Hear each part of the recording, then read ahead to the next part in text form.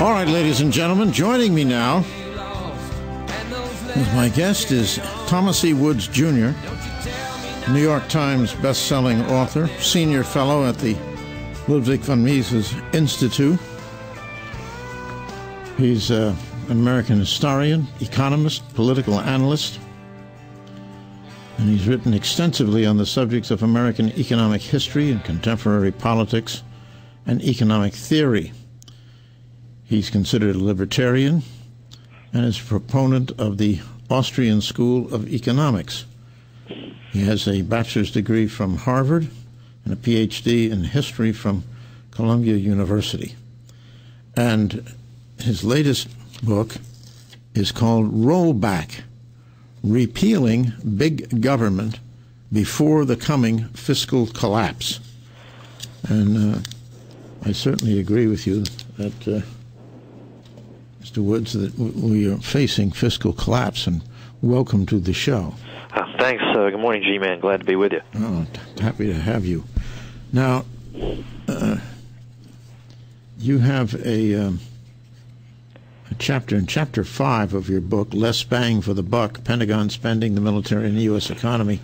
You say 3 words guarantee the coming federal bankruptcy, and that is off the table. Right. Because everybody's got something off the table, so nothing's left on the table. Right. Which, it's not funny, but it struck me funny, but just a reflection on human nature. That's true, and of course everybody's got his thing. You know, the left wingers have got their so-called social programs, and the conservatives have the military. And you know, and if you had asked me 10 years ago about looking at the military budget as something to cut back on, I would have said, you know, go back to Russia, you commie. But now, I mean, 2 things have happened in the interim. Number one is our fiscal situation has deteriorated dramatically, and secondly, I've looked more closely at the Defense Department, and unfortunately, we can't audit them. They're exempt from audit. And since 9/11, they've had a $2 trillion increase in their budget. Now, half of that went to the wars, but a lot of analysts, not left liberals, but people who've been around the Pentagon a long time, are wondering what happened to the other $1 trillion, because the major branches, I mean, the Air Force, the Navy, we've seen that the combat air fleet is way down, the number of battle force ships is down, the Army is up trivially, but it got like a 50% increase in its budget.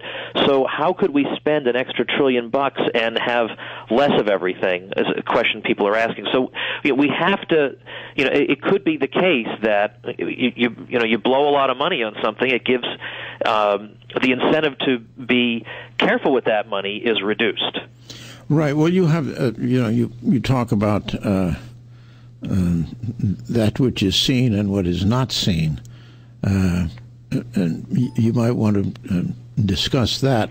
Yeah. Business of the broken window and the glacier and what have you. This is the most important piece of knowledge for people to have right now, because every time there's some type of natural disaster or anything, we always hear some goon on the television telling us, well, in a way it's a good thing that these earthquakes and tsunamis occurred, because think of all the jobs we'll create rebuilding houses.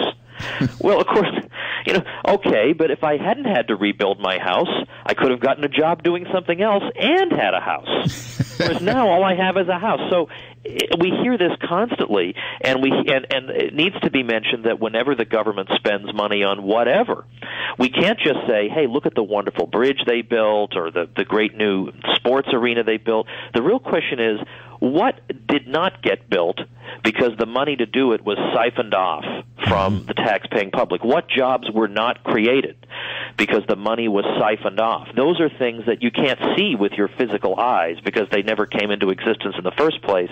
But those are the things we have to remember every time government says, hey, look, we're creating jobs, we're putting people to work, we're doing studies on the effect of celery on, caterpillar reproduction. This is wonderful. Well, no, what would have happened if we hadn't spent our money on that? And that comes from the 19th century Frederick Bastiat, the broken window fallacy. If some kid throws a baseball through a window and breaks the glass, it is correct when people look at that and say, that's a bad thing that he destroyed that window, and it's incorrect when the interventionist or Keynesian economist comes along and says, no, this will put the glass man to work. That is the wrong way to think. Yeah, there's an awful lot of wrong thinking going on these days, and I certainly agree with you on that. The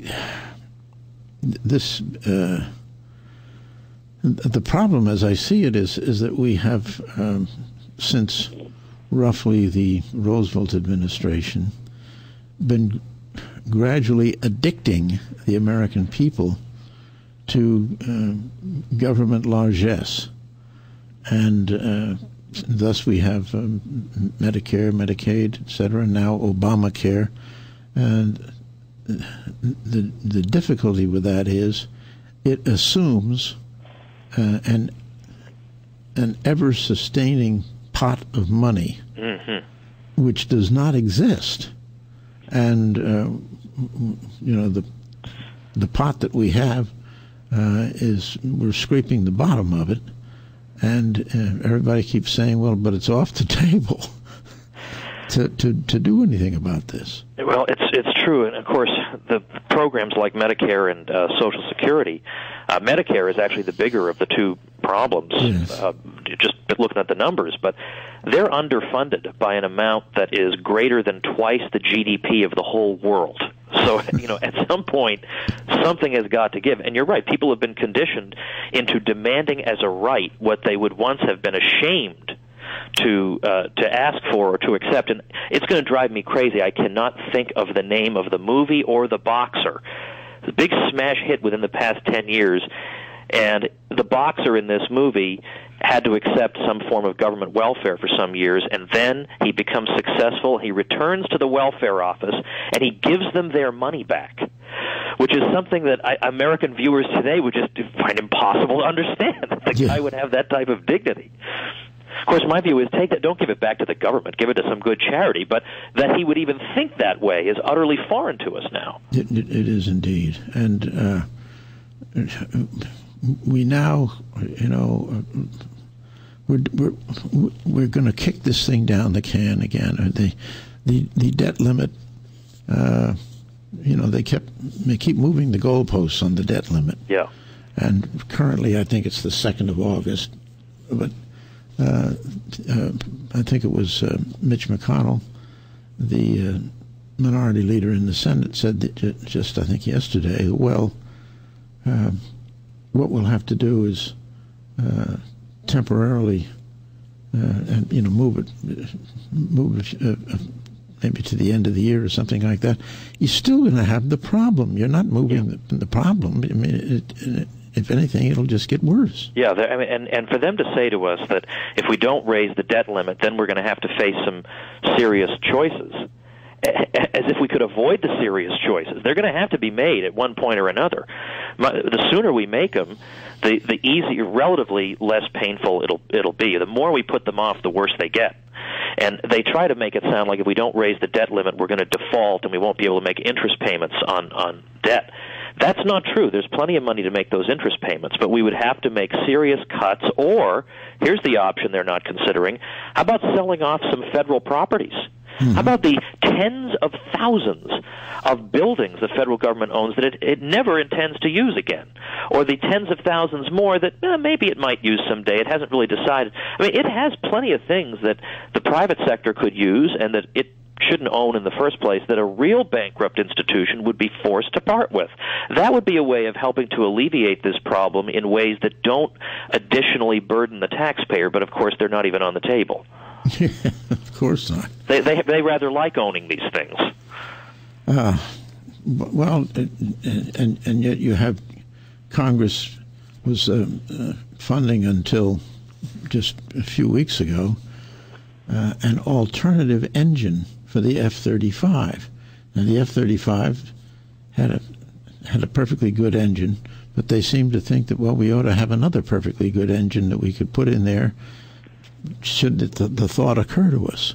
I don't understand that. Do you understand that second engine for the F-35? I don't, but I do understand how these projects get started. I mean, basically the quick version is that they get these projects spread around to as many congressional districts as they can, so that once the taxpayer spigot is turned on, then every congressman has an interest in keeping the thing going. So it's easy to start these things, but very, very, very difficult to stop them.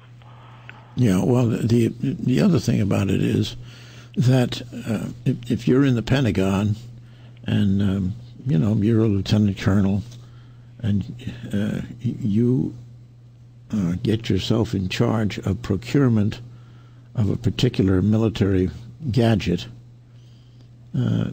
you foresee that your career and possibly making brigadier general someday is tied to this gadget. Right. So you will do everything to keep this thing going, even though it becomes rapidly clear that we don't need the gadget. And it just goes to show that this is no different from any other form of intervention in the economy elsewhere, where everybody's got a career that's hitched to some particular program, whatever it is. It's whether it's the social workers or the education bureaucracy or the scientific establishment. Everybody's got something that he's hanging on to and that he needs government funding for, and that he'll distort the evidence if he needs to keep the spigot running. Bastiat said that the state is the great fictitious entity by which everyone attempts to live at the expense of everyone else, and now we're seeing where it's gotten us. Oh, boy. I tell you, Mr. Woods, we need to take a quick pause for the benefit of our fine sponsors. If you would be kind enough to stand by for just a few moments, we will be right back with you, and I just want the listeners to know, if you care to join the conversation, we would be happy to have you at 1-800-GG-LIDDY. That's 1-800-445-4339.